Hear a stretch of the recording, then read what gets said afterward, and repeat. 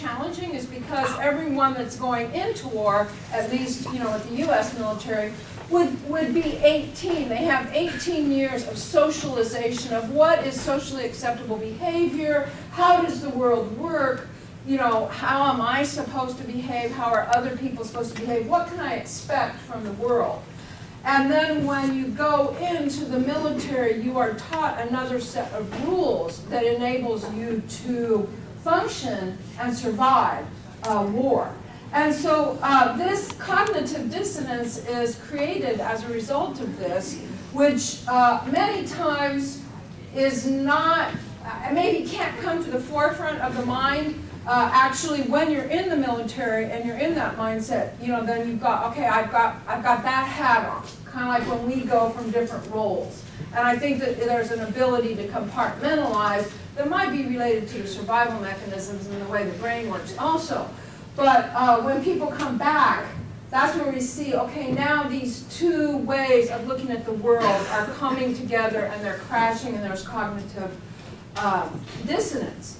And as a result of the things that I had to do to survive, I may have experienced moral injury to myself. And what I had to accept that I saw in other people, what I had to accept in what I saw in myself, and the resulting issues of what does that mean about who I am?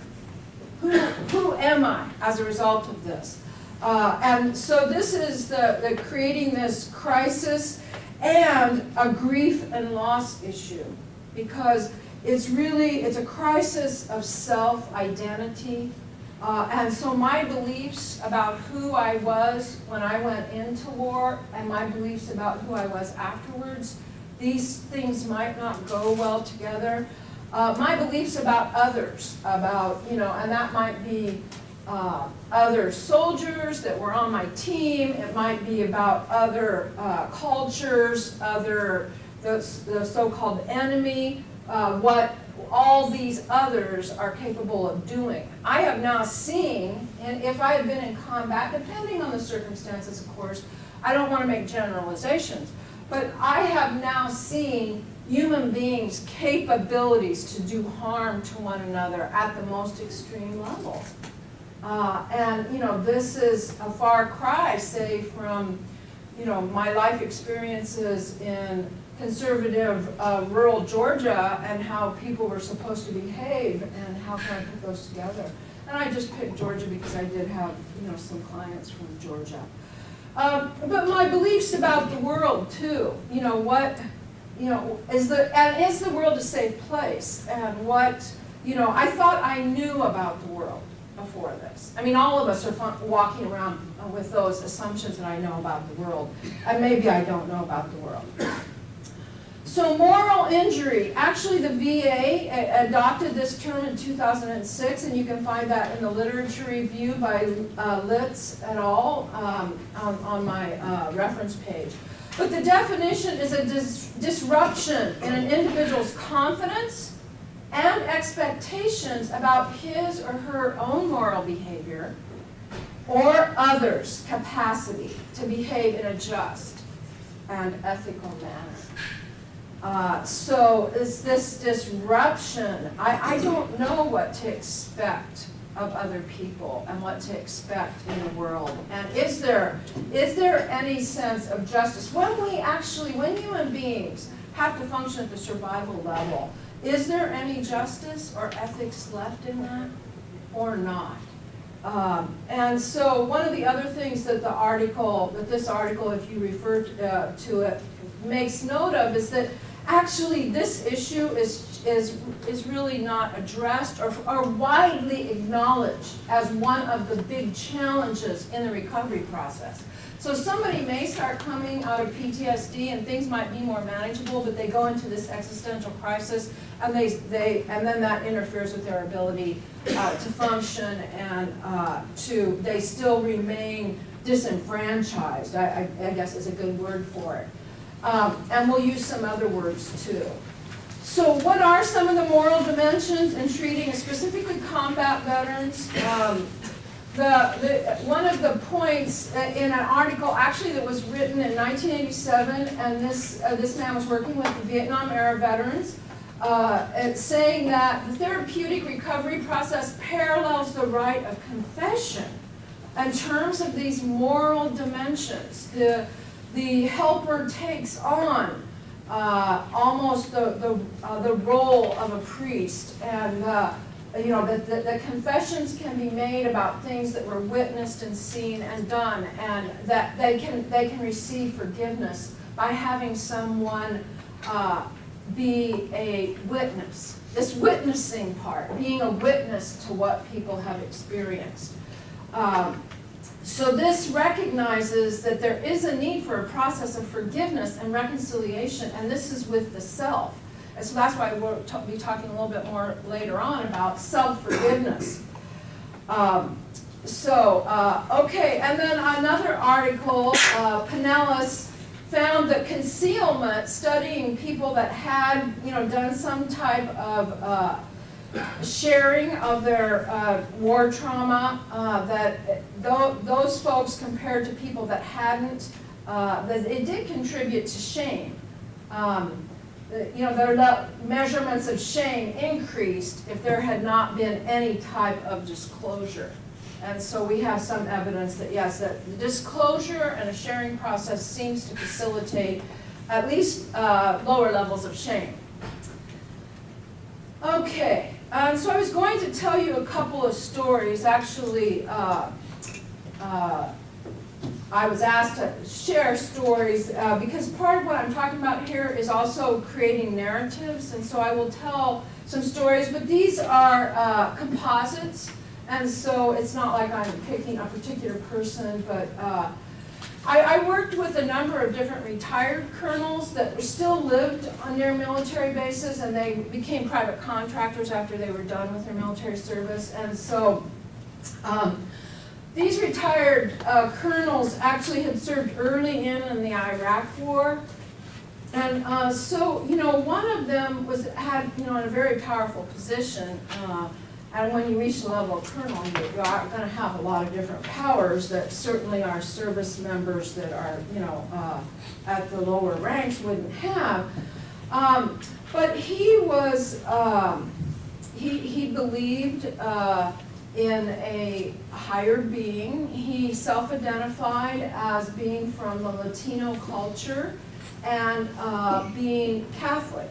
And he said, by the time that the Iraq War came, he had already been in the military 15, 20 years. But he had only been in very small events because we had the main wars hadn't really occurred.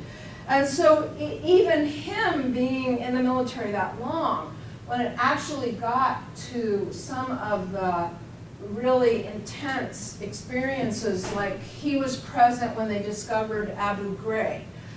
He personally felt like the best thing that could have been done there was to have blown it up, just blow it up and bury it, because it was, to him, it was an evil place. And so it was hard for him, even though he had a voice, and not really a vote. I don't think in the military you get a vote, but you get the input. He had the opportunity to give input, but his input was not heard, and the decision is to keep the place and to use it as a military facility. And he was really dismayed, and he had a belief this will only lead to bad things. Bad things are going to come out of this place, because he felt like it was a quote evil place, and that what would happen there could not be good. And then, ironically enough, he still was able to stay on the peripheral of what was going on there, but he had to testify in front of Congress about the things that happened there. And in that situation, he felt like I had done everything I could, and it didn't have any impact. So the trauma side of that is that I am helpless and powerless. I can see that bad things are going to come, but I can't do anything about it. And of course, in that, depending on the power that you have, that is the case in war scenarios, that you may not have the decision-making process to say, I will choose something else. But the thing that was really, really hard, some of the things that were really hard for a couple of guys that were at the colonel level, was even just absorbing the brutality of some of the tribes and some of the things that they would do. It was just like, could not compute. And so he didn't know what to do with that. But the thing that was really weighing on his soul, by the time I saw him, this one man, was that he had a lot of power. And when his best friend was killed by, after a series of incidences where he would say his rage at a particular group of people was rising, and when his best friend was killed by that, he put orders in for attacks on whole villages and communities. And in those moments he was acting out of pain and agony and revenge. But he carried so much guilt about that. And he said, "I have not stepped foot in any kind of church since that day. How can I? How? I am, what was the word that he used? I'm sorry, but I'm tainted, or I am I'm not worthy of even walking in the door of the church and sitting down, let alone talking to God, or because he did believe in a higher power, and so this was significant to him. So this is a kind of existential crisis about, I witnessed all this brutality, and I could not even wrap my mind around it, and then I acted out. In a very brutal way. And he was still haunted by, I can't remember the number of people that died, maybe 12,000, something like that. Children, women, grandma and grandpas, and that all those people were on this poor man's shoulders. And so that is what you call an existential crisis. What do I do with that? My other example is completely on the opposite end of the continuum, where we have a 30-something person that isn't at the private level, but is a couple ranks above that, hasn't really progressed in the promotion line, because he has actually a bad attitude. And this isn't that uncommon. He entered the military with a chip on his shoulder, and he has issues with authority. So, it's kind of like that. Talk about confronting yourself. Have issues with authority, and you go into the military. Anyway, so he didn't buy into the system of promotion and all that, and he did things that got notes put in his record so that he wouldn't be put up for promotion. But this is, I was just reviewing with a student of mine that is doing a thesis, not a thesis, but a honors project on war veterans. We were just talking about reviewing some of the articles that she had identified, and I just lost my train of thought about which article. There were a lot of articles in my mind, so I will come back to that when, as I go through this story, because there was something significant about it. Oh yes, this is what it was, is that, and I've been seeing this in the literature over the last decade or so since I've been reviewing literature, but on this topic, but service members that go into the service and they have a personal history of especially childhood abuse or neglect or a series of traumas, they are at higher risk to develop PTSD from combat because they already have these layers of trauma that are in place. And this is significant because this young man, just such a, I viewed him as a sweet young guy. He's about the age of some of my sons, and but he had all this trauma, and then he had a breakup, and it was because of a breakup that he joined the military. So now he's really wounded. He has all these wounds from his childhood, all these wounds from a breakup. He's had a child, and he goes into the service, and I don't know how long, it wasn't that long until, actually now I remember, he signed up to be deployed to Iraq because he thought, just let me die. He was in so much despair. He's like, just go ahead, let me die. I don't have anything else to live for anyway. So you look at the mindset, what we know, we're going to hear more about brain chemistry and everything. The chemistry of this person, when they entered in, they were so vulnerable and so fragile in many ways. And then on top of this comes all this trauma. Well, this young man had a little girl, and this is one of the things that we know about trauma, is that when he got there, he just got off the plane, was going on, I mean, not long at all. I mean, I don't want to say literally off the plane, but I mean, very short term. One of the first things he saw was a little girl that died.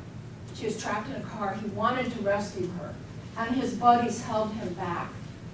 And he was so furious, deep, deep rage, because one of the guys said, she deserves to die. Let it go, she deserves to die. So this is that existential crisis about others. The guy that is fighting next to me thinks that little 2- and 3-year-old girls deserve to die? What? This is his first, extreme trauma that he is absorbing that involves an existential crisis about his beliefs about what people find acceptable, and so he relished. He did not contribute in his story to any of those people dying, but he relished when each one of them died, and he said to them, you didn't deserve to live either. But this is haunting him. Now this is years later, 5 years later, and he's remembering. He didn't even do anything in that case. He just had the thoughts. But one of the things that really, really troubled more than one of my young guys that were in multiple deployments was, I don't know if coincidental, but there were so many times when they would report that they were the only one left. Like all these people right around them died and they were left. And the question was, why? Why am I left? And of course, we've been hearing about survival guilt, and we know something about survival guilt.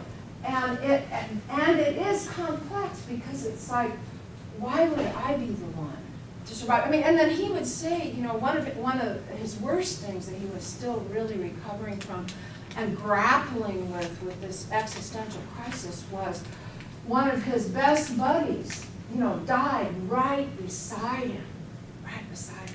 He's like, this guy was such a cool guy, and he had such a wonderful life, and he was so happy. And me, I was miserable. I went there to die, and I didn't die. What the hell is going on here? I mean, what kind of world is this where people that have everything to live for die, and people that have nothing to live for live? And, he didn't know what to do with that. He just did not know what to do with that. And he kept coming back to that as we went through our sessions. And it's a really big question that these guys are asking. And so part of this, I should probably go back to just add one more piece to this story so you kind of see the common thread between these two stories, is that this guy also, I told you guys that he had been severely abused by his stepfather, who would lock him in closets for hours and beat, endless beatings. And so what he discovered that he didn't want to know about himself was that he could tap into this huge body of rage.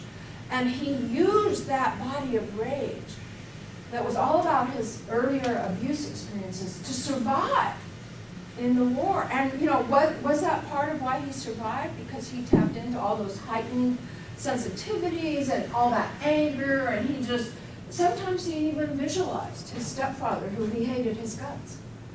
And that helped him to survive. But it raised an existential crisis for him. And what does that mean about me? I am like my stepfather, but I hated his guts. What does that mean about me? And so that was a very complicated question for him. And so now we shift gears with a couple of really vivid stories that, you know, still stand out to me, and I often think of these various men that come to my mind and their struggle. And so we shift to, so what do we have to offer to people that have these kind of huge questions and challenges? And so, you know, what I would suggest is that actually what they're grappling with is a self-forgiveness process, that they aren't able to forgive themselves. And so this material on self-forgiveness is from Enright, who's one of the world's leaders on forgiveness. The book, one of his main books is Forgiveness is a Choice. And he certainly talks about forgiveness of others, but he also talks about forgiveness of self. And so the definition is a willingness to abandon self-resentment in the face of one's own acknowledged objective wrong. Now, see, I want to be really careful here because I don't want us to ever label anything that anyone had to do to survive in a combat setting as wrong. But this is that someone else has defined that they did wrong. The colonel that ordered the whole village to be bombed. You know, the young man who saw himself, you know, being rageful and just, you know, mowing down all these people just randomly. This is their own labeled wrong, because you know, we don't want to do any of the labeling. So a willingness to abandon self-resentment in the face of one's labeled wrong while fostering compassion, generosity, and love towards oneself. So that is the goal here, that people can experience compassion and love towards themselves. And this also includes reconciliation with self. And it occurs within a narrowly defined context of broken standards and negative reactions to self. So there could be some other person that went through very similar behaviors, but it didn't trigger this very negative judgment of themselves. So that's what we're looking at. And we don't want to make generalizations that everybody that had this experience will have a negative judgment toward themselves. Maybe not. So that's very unique and individualistic. All right, so continuing with self-forgiveness defined. Self-forgiveness offers the possibility that people can respect themselves while at the same time maybe they frown on their own moral failures/behaviors. I don't like the word failures. Their own moral behavior, what they might define as a failure. I know the colonel that ordered the bombing of the village, he believed that that was a moral failure on his part. So continuing on, this first bullet is the essence of us separating out the person from the behavior. Yes, there's many behaviors people do. All of us have behaviors that we have done at times that we are not proud of and that we might consider moral failures or mistakes, but we're separating out the person from the behavior. And you are not just your behaviors, you're something much bigger than that. So we need to explain that in self-forgiveness, we move from a position of self-estrangement to being comfortable with ourselves in the world. And that's exactly what I saw actually with a lot of the people that I'm working with now, they're still in the military.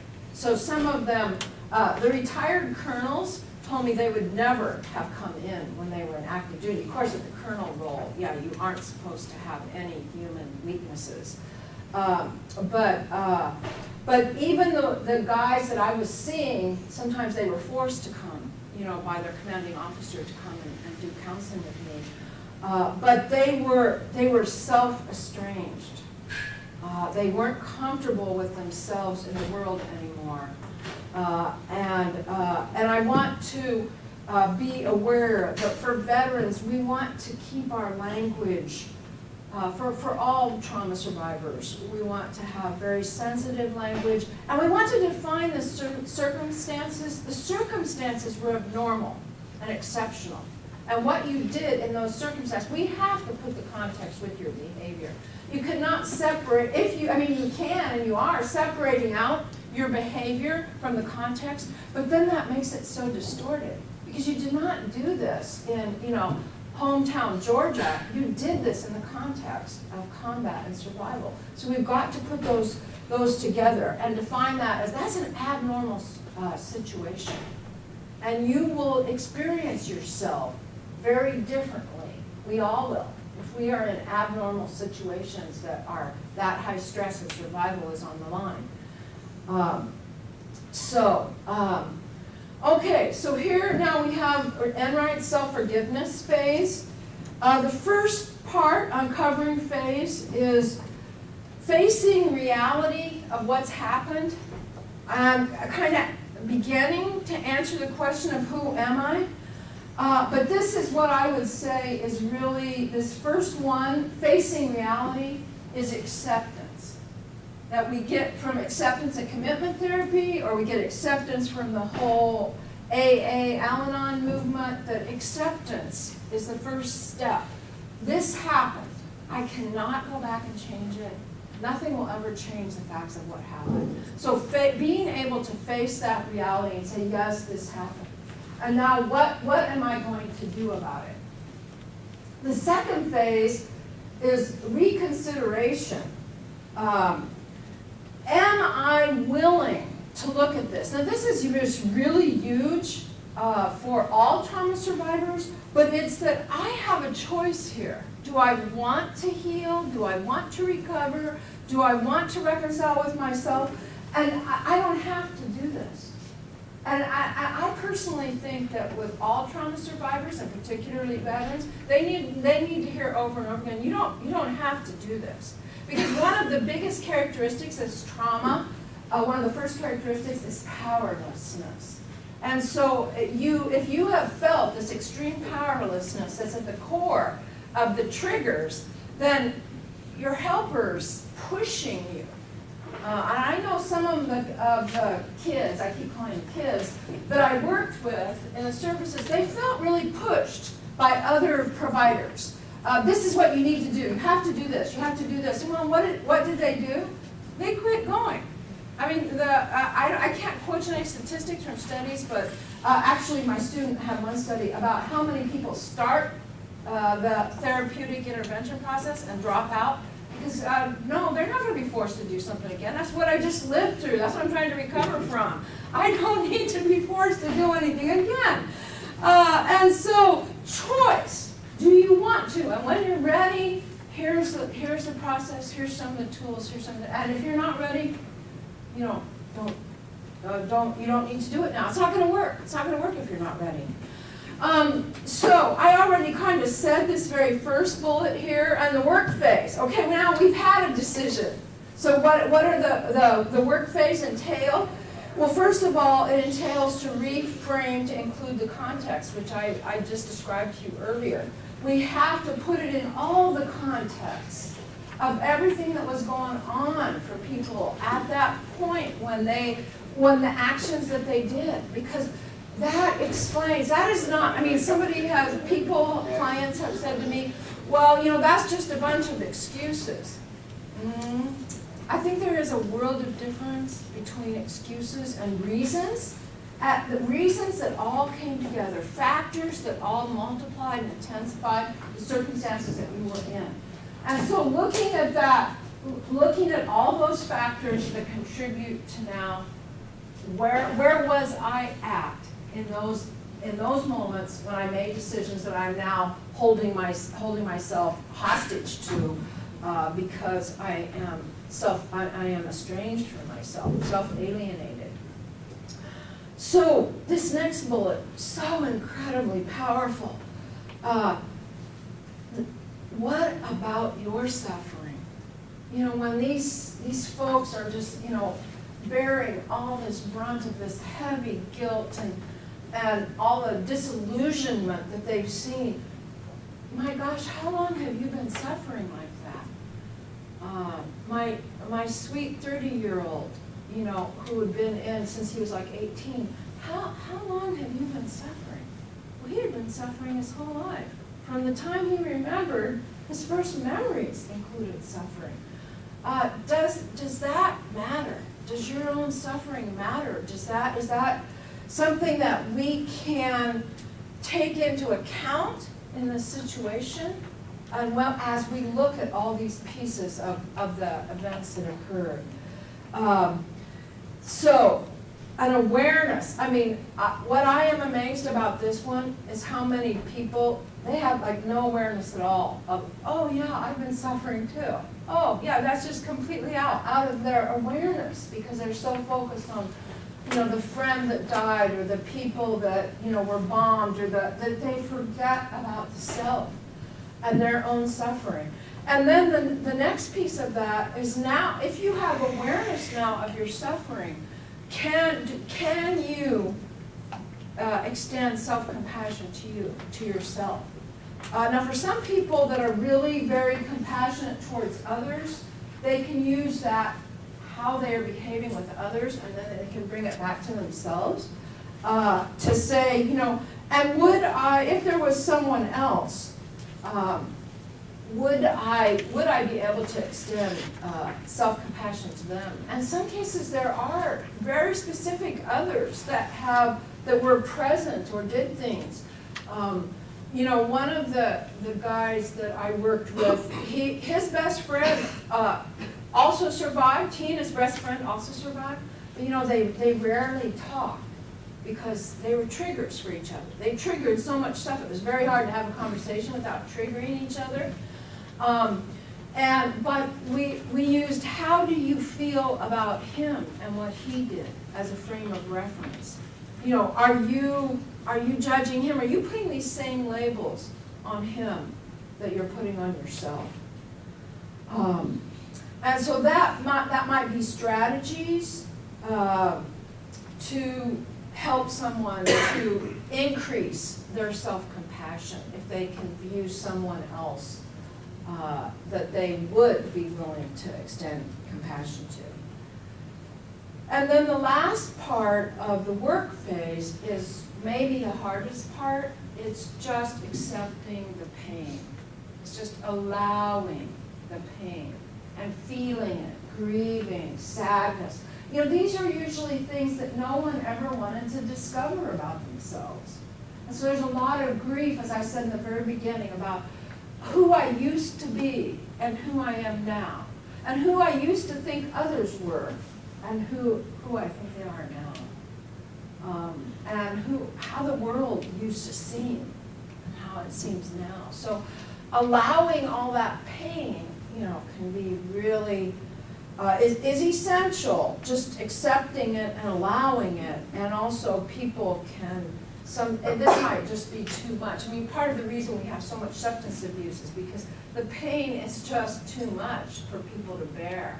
And they need some kind of support. They need coping mechanisms, but other than substance abuse. And at times, there is no other option. I mean, you know, with the military. I mean, and understanding that, yeah, until some of that pain is released, you know, they may still be, you know, quote, relapsing or using because there's nothing else strong enough to numb that intensity of pain. It's just, it's at the extreme of what the human's ability to hold pain. It's just at the most extreme end of the continuum. All right, and so then we have our last area here in the forgiveness phases.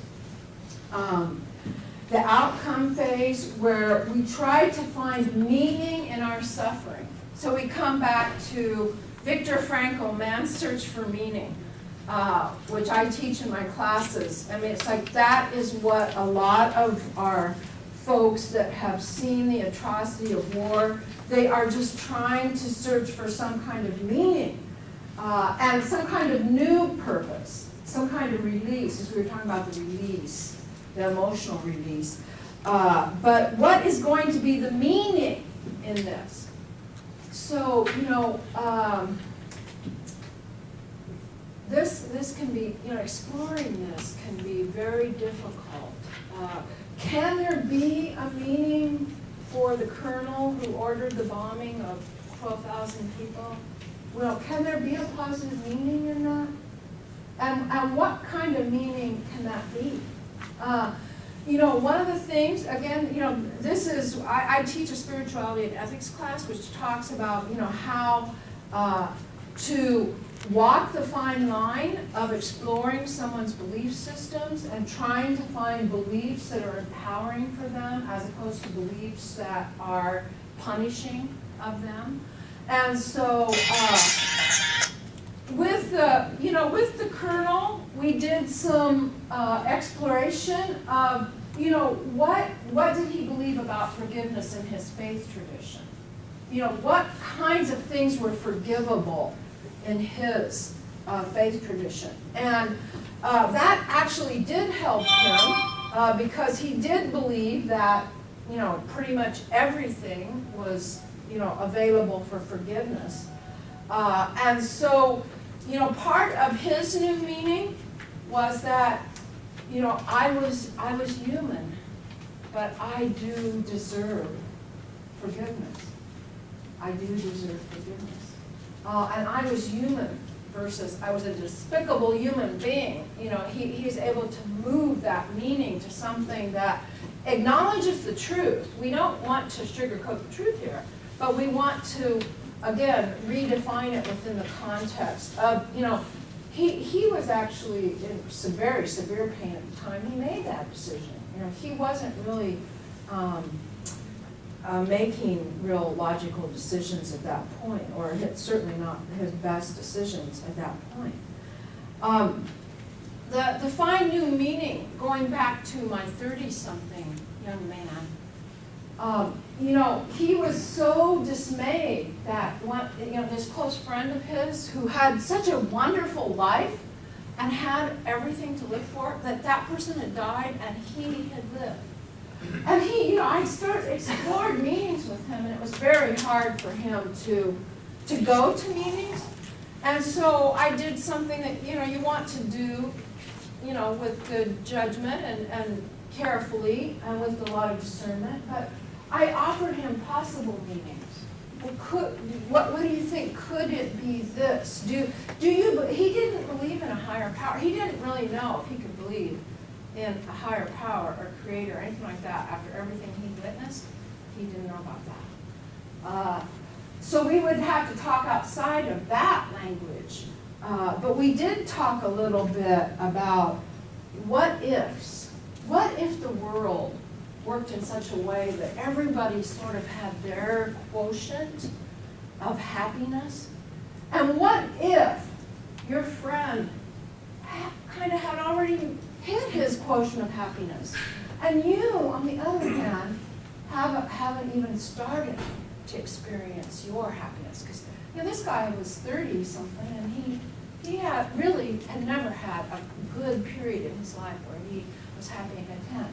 And I said, what if you survive because you still deserve a chance to find this kind of happiness? What if? I don't know. Maybe that meaning doesn't work for you. And we want to be real careful about throwing out meanings there. But possible, and that was one. There were several, but that was the one. Oh my gosh, his whole face just changed in front of me. I could have survived because I actually deserve a chance to be happy. It was completely a thought that had never crossed his mind, and it was remarkable how that assisted him. And that may not be helpful in any way at all to the next guy, but for that guy, that made a world of difference.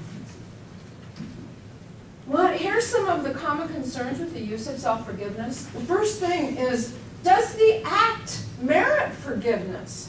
This is the question people are asking. Do these kind of things merit forgiveness? And so then right behind that we have, are there any acts which are too terrible to forgive. And that comes again to your worldview. If you have a faith tradition, if you have spiritual beliefs, what do you think? Are there some things that are too terrible to forgive? And you know, I think that a lot of the guys that I've worked with, you know, they're thinking that some of these things that happen in war, they might fall into that category. But you know, if you have someone that has a faith tradition, it facilitates this, because most of the religions say, you know, you can be forgiven for anything. If you don't have one, then this is harder to explore. But I mean, these are some of the hard questions that need to be asked. Yvonne, And then the next one, your time's up. okay, is do I need to continue to suffer as an appropriate consequence of what I did? And so a lot of the people do believe that I deserve to keep suffering. And so exploring alternative beliefs. How long do I have to suffer until I've kind of paid my bill? And when can I forgive myself? Do I need to stop right now? Yes. Right now. Okay. 2 more slides. You'll have to read them on your own, and thank you for your time and attention.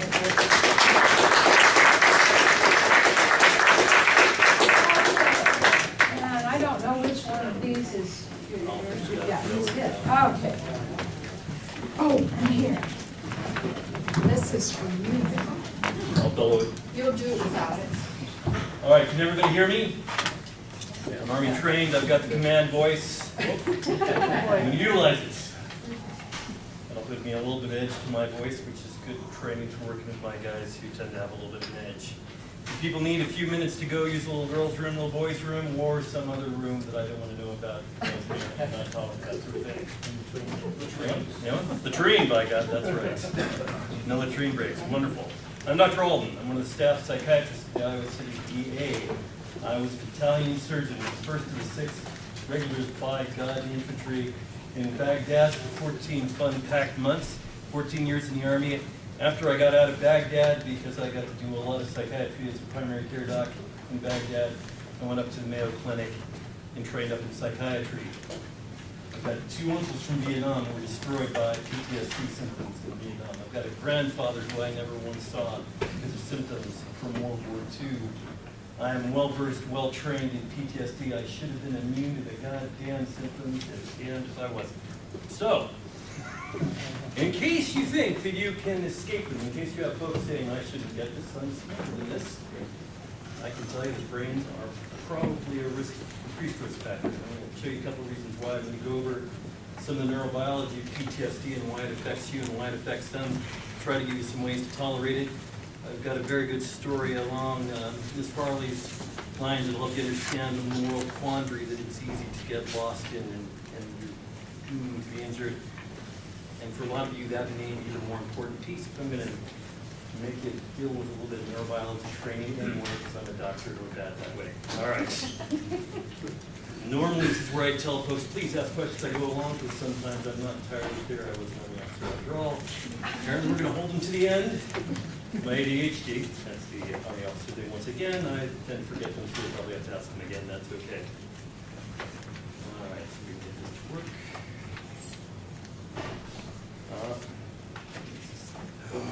Start. My technological abilities are back somewhere in the 18th century. Right there. From the beginning. From, hence, begin from the beginning. Yeah. What a novel thought.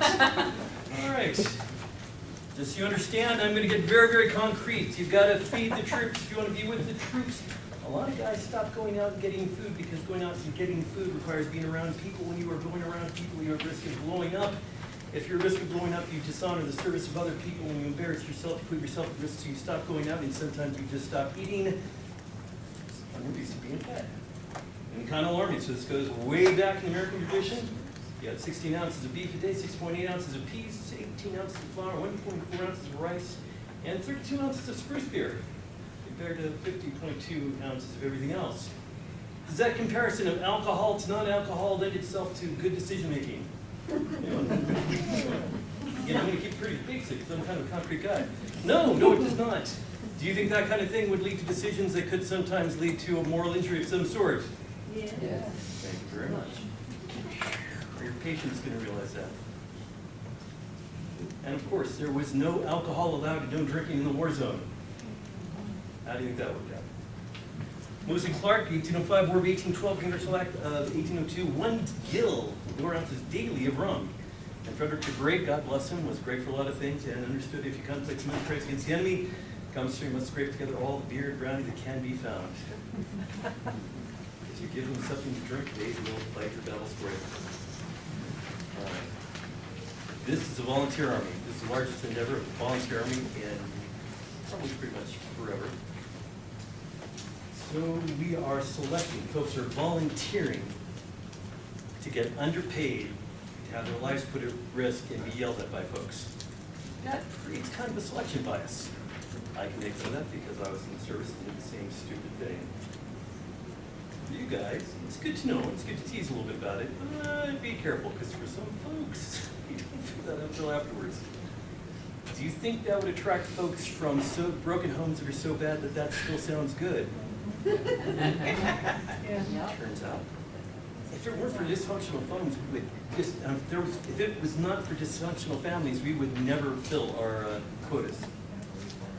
If the United States did not have an army because we need to fight wars, we need to create one so that some of those people from dysfunctional families had a chance to redo, because we redo very, very nicely. We'll make you suffer for it. We turn that suffering into meaning, because that's what basic training and advanced training is all about. So we understand getting meaning from suffering. And an advantage working with veterans is I don't have to make them something they are not. I just capture a reminder of who they are. Sometimes that line a lot. Sometimes help them rediscover. All right. Cultural bias. So Army is trying to change is that we are hard drinkers. We are hard fighters. And if we need to feel emotion, we drink more, by God. There are two emotions in the Army and the other military services. Air Force may be a little kinder and gentler, but that's not as much as you guys think. There is anger and there's pride, and the bar is set pretty damn high for pride. But anger is useful. We train that period really, really well. Anger will allow you to do things you can't normally do. Anger will allow you to do things that no one can do. Anger will turn you into a superhuman. It will make you feel like you're radioactive and contaminating your whole life. Feel like you're dangerous around your kids. It'll make you feel so bad here in the civilian world that even though you hated being out there, you feel like there you belong and not here. But we train that up. We build that part of your brain. Because when we train things up, we're training people's brains even more so than their body. And just like the muscles, that part of your brain that's in charge of anger, the amygdala, grows bigger and develops bigger connections all over the rest of your brain. And it gets easy to trigger. And you're able to hold and utilize that rage better and better. And it's wonderful because, again, you feel so darn powerful until you realize what you've done. Sometimes you got to do stuff with that well, causes the insomnia problems you discussed, and I'm going to talk about a little bit later. I'll tell you about a couple functional issues. You may think that at least in the military, because we're the ones causing it, we're the ones dealing with it, and we're keeping people in this process whose brains have been finely tuned, finely trained, you guys become gigantic rage machines, then at least you could talk about it. I was a primary care doc. I was the unit's doctor. I was supposed to know everything going on with all of my guys. Let me tell you, if you come and see medical in the military, you get labeled pretty quickly as broken, worthless, powerless. Does that mean you come in if you've got anything less than a bone sticking out of your leg? Very much not. Does the cultural bias from all those action hero movies also add to this? Yeah.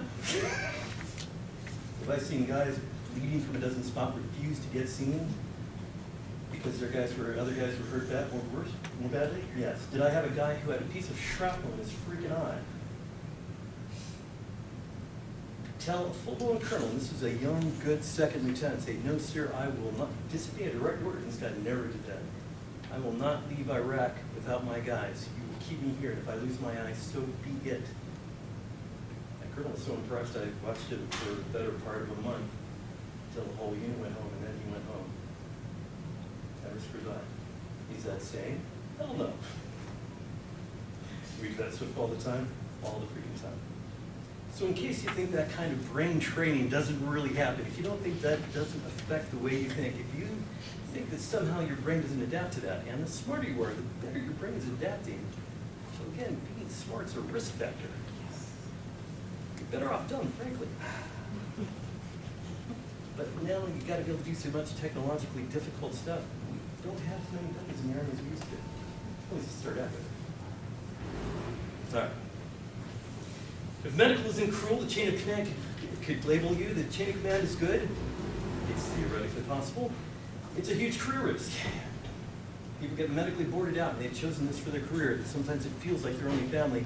They risk getting boarded out of the Army and having to leave the one place they feel like they have family, feel together, if they report to medical. So people hide stuff like crazy. And there is no doctor-patient privilege. My commander could come up to me, and when I had this happen, you will tell me about whoever it was who told you this because I heard it through a grapevine. I said, sir, I can't tell you about that. He said, listen, son, we are out in a war zone, and I've got a loaded weapon on my hip. I think you are going to tell me this information. And I know that he was a really, really good XO. And I saw him point his sidearm at more than one of my troops. I was comfortable that he meant it. Good news is I get the ADHD, I can remember exactly which name it was because I get to ask about names. So I gave him the list of people I saw that day. So sometimes you use troops to get around the rules. So what do you do in those cases? If you cannot trust medical, if you cannot trust the guys around you, if you cannot trust anybody, to include yourself to a degree, to look into those things, what do? You do it the traditional way, by God. Drink, drink, drink. All right, standardized comparisons of prevalence of heavy alcohol use among 18 to 25-year-old military personnel and civilians past 30 days by gender, 2001-2002. You notice a fair amount of bias here. If I was able to pull up the notes I put on all these slides, which I can't because, again, I'm technologically deficient. I can tell you where all this came from, but the short answer is we drink more than our peers. Anybody surprised by that? Okay so far? All right. It seems like I'm beating a dead horse a little bit. Yes, I am. Your reality testing is correct. All right, Bigelow, Flight or Flight Center. It's bigger, it's more